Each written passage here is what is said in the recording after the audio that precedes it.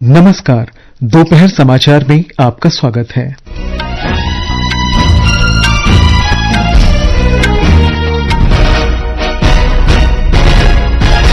प्रधानमंत्री नरेंद्र मोदी ने ग्रेटर नोएडा में सेमिकॉन इंडिया 2024 का उद्घाटन किया। कहा, भारत सेमीकंडक्टर पावर हाउस बनने के लिए हर कदम उठाएगा। प्रधानमंत्री ने हरित हाइड्रोजन पर अंतर्राष्ट्रीय सम्मेलन को वर्चुअल माध्यम से संबोधित किया। जलवायु परिवर्तन तथा ऊर्जा रूपांतरण को वैश्विक मुद्दा बताया। राष्ट्रपति द्रौपदी मुर्मू ने नई दिल्ली में राष्ट्रपति भवन में नर्सों को राष्ट्रीय फ्लोरेंस नाइटिंगेल पुरस्कार से सम्मानित किया। नागर विमानन मंत्रालय का दूसरा एशिया प्रशांत मंत्रिस्तरीय सम्मेलन आज नई दिल्ली में शुरू होगा। और चीन के उलन ब्यूर में पुरुष एशियाई चैंपियंस ट्रॉफी टूर्नामेंट में आज भारत का मुकाबला मलेशिया से। दोपहर समाचार के साथ मैं निखिल कुमार। प्रधानमंत्री नरेंद्र मोदी ने कहा है कि ये सिलिकॉन कूटनीति का युग है और भारत सेमीकंडक्टर पावर हाउस बनने के लिए हर कदम उठाएगा। उन्होंने कहा कि सरकार देश में चिप उत्पादन की संख्या बढ़ाने पर ध्यान केंद्रित कर रही है ताकि हर डिवाइस को भारत में निर्मित चिप से लैस किया जा सके। प्रधानमंत्री ने आज ग्रेटर नोएडा में सेमिकॉन इंडिया 2024 का उद्घाटन किया। भारत चिप का एक बहुत बड़ा कंज्यूमर है।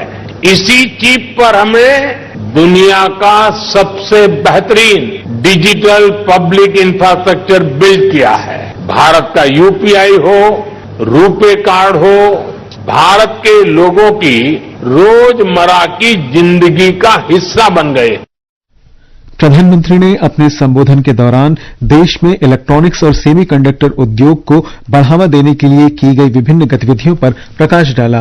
भारत में सेमीकंडक्टर मैन्युफैक्चरिंग फैसिलिटी लगाने के लिए 50% सपोर्ट भारत सरकार दे रही है। भारत की नीतियों के कारण ही बहुत कम समय में 1.5 ट्रिलियन रुपीज से ज्यादा के इन्वेस्टमेंट इस क्षेत्र में भारत में हो चुके हैं।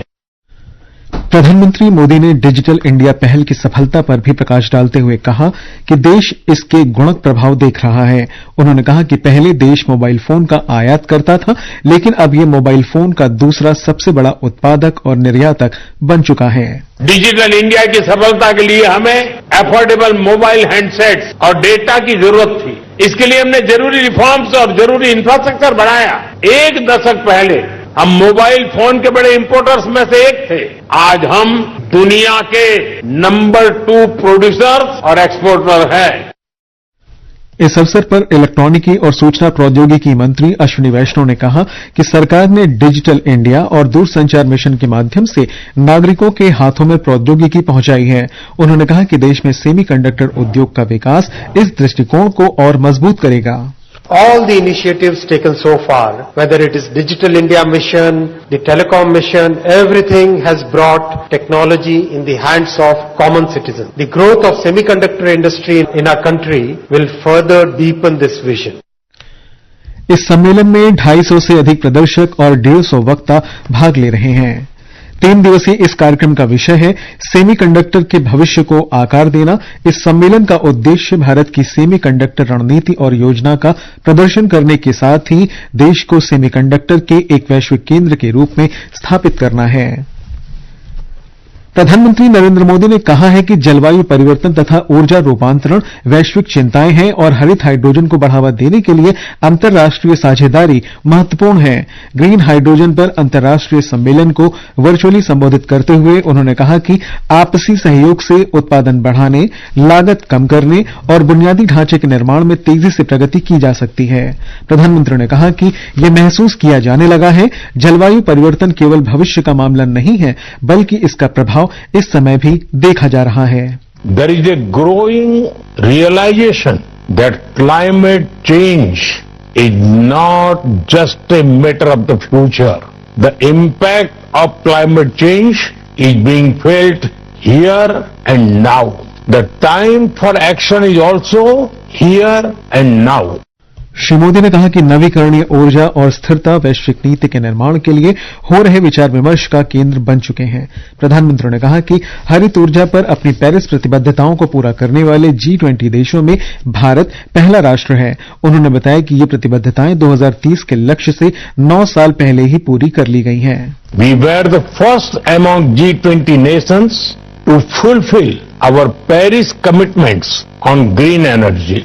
These commitments were fulfilled 9 years ahead of the target of 2030. राष्ट्रपति द्रौपदी मुर्मू ने आज नई दिल्ली में राष्ट्रपति भवन में नर्सों को राष्ट्रीय फ्लोरेंस नाइटिंगेल पुरस्कार 2024 से सम्मानित किया। राष्ट्रीय फ्लोरेंस नाइटिंगेल पुरस्कार की स्थापना वर्ष 1973 में स्वास्थ्य और परिवार कल्याण मंत्रालय द्वारा की गई थी। ये पुरस्कार नर्सों और नर्सिंग पेशेवरों द्वारा समाज को प्रदान की गई सराहनीय सेवाओं के लिए दिया जाता है। ये समाचार हमारी वेबसाइट www.newsonair.gov.in और हमारे news on AIR mobile app पर भी उपलब्ध हैं। दोपहर समाचार में आपका फिर स्वागत है।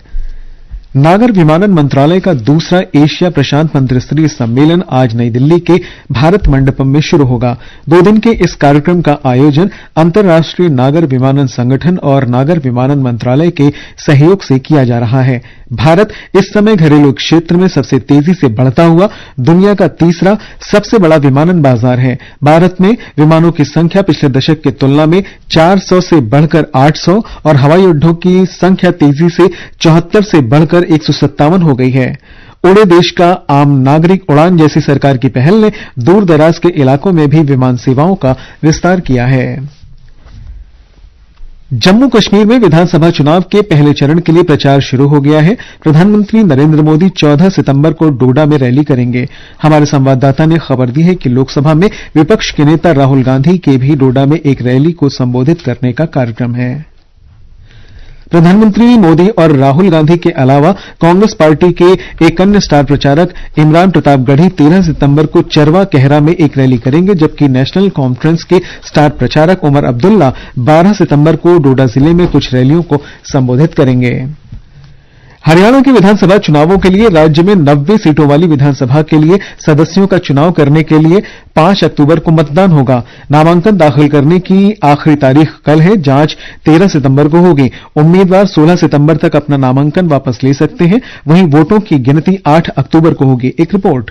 हरियाणा में आगामी विधानसभा चुनाव के लिए नामांकन दाखिल करने में अब केवल 1 दिन बचा है। ऐसे में सभी राजनीतिक पार्टियों के वरिष्ठ नेता आज अपना नामांकन दाखिल कर रहे हैं। इनमें प्रमुख नाम पूर्व गृह मंत्री अनिल विज, हरियाणा विधानसभा के speaker Gyanchand Gupta, deputy speaker Ranbir Gangwa, कृषि मंत्री कृष्णपाल गुर्जर, वित्त मंत्री जेपी दलाल और वरिष्ठ भाजपा नेता ओपी धनखड़ शामिल हैं। कांग्रेस नेता और हरियाणा के पूर्व मुख्यमंत्री भूपेंद्र सिंह हुड्डा और मशहूर ओलंपियन विनेश फोगाट और विजेंद्र सिंह अपना नामांकन आज दाखिल करेंगे। आम आदमी पार्टी के नेता अनुराग ढांढा भी आज अपना नामांकन दाखिल करेंगे। जननायक जनता पार्टी ने आजाद समाज पार्टी के साथ गठबंधन करके 18 उम्मीदवारों की तीसरी सूची जारी की है। आम आदमी पार्टी ने भी 11 उम्मीदवारों की सूची जारी की है। आकांक्षा सक्सेना, आकाशवाणी समाचार, चंडीगढ़। केंद्रीय मत्स्य पालन, पशुपालन और डेयरी मंत्री राजीव रंजन सिंह ने आज नई दिल्ली में प्रधानमंत्री मत्स्य किसान समृद्धि सह योजना शुरू की है। प्रधानमंत्री मत्स्य संपदा योजना की 4थी वर्षगांठ पर सभा को संबोधित करते हुए श्री रंजन ने सभी राज्यों और केंद्र शासित प्रदेशों से एक साथ आने की अपील की और मत्स्य पालन क्षेत्र को एक संगठित क्षेत्र बनाने के लिए अधिक से अधिक मछुआरों को इस डिजिटल प्लेटफॉर्म से जुड़ने के लिए कहा। संसदीय कार्यमंत्री किरेन रिजिजू ने आज नई दिल्ली में मंत्रालय की 100 दिन की उपलब्धियों के रूप में 6 गतिविधियों का शुभारंभ किया। उन्होंने राष्ट्रीय ई विधान एप्लीकेशन 2.0 अधीनस्थ विधान प्रबंधन प्रणाली, परामर्शदात्री समिति प्रबंधन प्रणाली, राष्ट्रीय युवा सांसद योजना 2.0 और एकलव्य मॉडल आवासीय विद्यालय पहल का शुभारंभ किया। इन पहलों का उद्देश्य कागज रहित विधायी वातावरण प्राप्त करना, वास्तविक समय पर शासन को बढ़ावा देना और बेहतर निर्णय लेने की ओर ले जाना है। जम्मू कश्मीर में आज तड़के सीमा पर संघर्ष विराम समझौते का उल्लंघन करते हुए पाकिस्तानी सैनिकों ने भारतीय चौकियों पर अकारण गोलीबारी की। गोलीबारी में सीमा सुरक्षा बल बीएसएफ का एक जवान घायल हो गया है। बीएसएफ के जवानों ने भी जवाबी कार्रवाई की, लेकिन पाकिस्तान की ओर से हताहतों की संख्या के बारे में अभी पता नहीं चला है। गुजरात के कच्छ में अबडासा और लखपत क्षेत्रों में पिछले एक सप्ताह के दौरान अज्ञात कारणों से हुए बुखार से 11 लोगों की मौत हो चुकी है। राज्य सरकार ने बुखार पीड़ितों के लिए चिकित्सा सुविधाओं के व्यापक प्रबंध किए हैं। आरोग्य विभाग ने पूरा सेंसिटिव जोन जो ये हमें लग रहा है वहां पर ये 7 गांव और 7 गांव के रेडियस के अंदर 10 किलोमीटर त्रिज्या में आने वाले सभी गांव पर आरबीएसपी की टीम 108 का डेप्यूटेशन एक्स्ट्रा मेडिकल टीम ये सब का कुल मिला के कॉम्प्रिहेंसिवली ये सारवार के लिए पूरा कार्यक्रम तय भी कर लिया है। राज्य के स्वास्थ्य मंत्री ऋषिकेश पटेल ने ये जानकारी दी। स्वास्थ्य मंत्री, राज्य सरकार के मंत्री प्रफुल्ल पंशेरिया और अन्य उच्च अधिकारियों का आज प्रभावित क्षेत्रों में दौरे का कार्यक्रम है। मौसम विभाग ने राजस्थान, मध्य प्रदेश, विदर्भ, उत्तर प्रदेश और उत्तराखंड के कुछ हिस्सों में मूसलाधार बारिश की संभावना व्यक्त की है। विभाग ने अगले 6 दिन तक असम, मेघालय और अरुणाचल प्रदेश में बहुत तेज बारिश होने का अनुमान व्यक्त किया है। नागालैंड, मणिपुर, मिजोरम, त्रिपुरा, पश्चिम बंगाल, सिक्किम और बिहार में भी 14 सितंबर तक इसी तरह का मौसम रहने की संभावना है। विभाग ने 14 से 16 सितंबर तक छत्तीसगढ़ में मूसलाधार वर्षा का अनुमान व्यक्त किया है। महाराष्ट्र में गणपति उत्सव और गौरी पूजन श्रद्धा तथा उत्साह के साथ मनाया जा रहा है। ऐसा माना जाता है कि देवी गौरी, जिन्हें पार्वती के नाम से भी जाना जाता है, भगवान गणेश से मिलने के लिए घरों में जाती हैं। ये दिन विवाहित महिलाओं के लिए विशेष रूप से महत्वपूर्ण होता है, जो गौरी पूजन मनाने के लिए अपने मायके लौटती हैं। एक रिपोर्ट। महाराष्ट्र में विविध परंपराओं के अनुसार छोटे पत्थर, खड़ी मूर्तियां या मुखौटों के रूप में गौरी की पूजा की जाती है। घर आई गौरी की मेहमान नवाजी करने के लिए पूजा की सामग्री, फूल, फल, सब्जियां, मिठाई खरीदने वाले लोगों की भीड़ उमड़ पड़ी है। इस मौके पर विवाहित महिलाएं पारंपरिक पकवान तैयार कर गौरी को भोग चढ़ा रही है। कल गौरी को भावपूर्णता के साथ विदा किया जाएगा। अंकिता आप्टे, आकाशवाणी समाचार, मुंबई। ये समाचार आकाशवाणी से प्रसारित किए जा रहे हैं। ताजा समाचार जानने के लिए आप हमारे social media handle @AIR News Hindi को फॉलो कर सकते हैं। ये आकाशवाणी है। चीन के उलनब्यूर में एशियाई हॉकी चैंपियनशिप में आज मौजूदा चैंपियन भारत अपने तीसरे लीग मैच में मलेशिया के साथ खेल रहा है। भारत 6 अंकों के साथ तालिका में शीर्ष पर है। टूर्नामेंट में शीर्ष 4 टीमें सेमीफाइनल के लिए क्वालीफाई करेंगी। श्रीलंका में राष्ट्रपति चुनाव के लिए पिछले सप्ताह निर्धारित दिनों पर जो सरकारी कर्मचारी डाक से अपना वोट नहीं डाल पाए थे, उन्हें आज और कल अपना वोट डालने की अनुमति दी जाएगी। राष्ट्रीय चुनाव आयोग ने कहा है कि यदि अधिकारी इन 2 दिनों के भीतर अपना वोट नहीं डालते हैं तो वे अपने मताधिकार का इस्तेमाल नहीं कर सकेंगे। प्रधानमंत्री नरेंद्र मोदी पर अपमानजनक टिप्पणी करने वाले मालदीव के 2 मंत्रियों ने त्याग पत्र दे दिया है। स्थानीय खबरों के अनुसार मरियम शिवना और मालशा शरीफ ने निजी कारणों का हवाला देते हुए त्याग पत्र दिया है। शिवना, मालशा और अब्दुल महजूम माजिद को इस साल की शुरुआत में सोशल मीडिया पर प्रधानमंत्री नरेंद्र मोदी और भारतीय लोगों के खिलाफ अपमानजनक टिप्पणी करने के लिए निलंबित कर दिया गया था। श्रीलंका ने 1 अरब श्रीलंकाई रुपए के साथ एक वित्तीय स्थिरता कोष स्थापित करने का निर्णय लिया है। सरकारी सूचना विभाग के अनुसार यह धनराशि वहां के वित्त, आर्थिक स्थिरीकरण और राष्ट्रीय नीति मंत्रालय द्वारा प्रदान की जाएगी। वित्तीय संस्थानों को संकट से उबारने के लिए सेंट्रल बैंक ऑफ श्रीलंका ने बैंकों को मजबूत करने को प्राथमिकता दी है। वियतनाम में प्रचंड तूफान यागी और बाढ़ तथा भूस्खलन के कारण आज देश के उत्तरी क्षेत्र में मरने वालों की संख्या बढ़कर 141 हो गई है, जबकि 59 लोग लापता बताए जा रहे हैं। वियतनाम के राष्ट्रीय जल मौसम पूर्वानुमान केंद्र के अनुसार राजधानी हनोई में लाल नदी पर बाढ़ का स्तर 3 स्तरों में से चेतावनी स्तर 2 को पार कर गया है और आज दोपहर तक उच्चतम स्तर तक पहुंचने का अनुमान है। केंद्र ने थाव नदी पर अत्यधिक उच्च जल स्तर और कई अन्य पर तेजी से बढ़ती बाढ़ के बारे में भी चेतावनी जारी की है। और अंत में मुख्य समाचार एक बार फिर। प्रधानमंत्री नरेंद्र मोदी ने ग्रेटर नोएडा में सेमिकॉन इंडिया 2024 का उद्घाटन किया। कहा, भारत सेमीकंडक्टर पावर हाउस बनने के लिए हर कदम उठाएगा।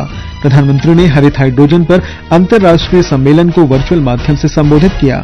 जलवायु परिवर्तन तथा ऊर्जा रूपांतरण को वैश्विक मुद्दा बताया। राष्ट्रपति द्रौपदी मुर्मू ने नई दिल्ली में राष्ट्रपति भवन में नर्सों को राष्ट्रीय फ्लोरेंस नाइटिंगेल पुरस्कार से सम्मानित किया। नागर विमानन मंत्रालय का दूसरा एशिया प्रशांत मंत्रिस्तरीय सम्मेलन आज नई दिल्ली में शुरू होगा और चीन के उलनब्यूर में पुरुष एशियाई हॉकी चैंपियंस ट्रॉफी टूर्नामेंट में भारत का मुकाबला मलेशिया से जारी है। इसके साथ ही दोपहर समाचार का ये अंक समाप्त हुआ। नमस्कार।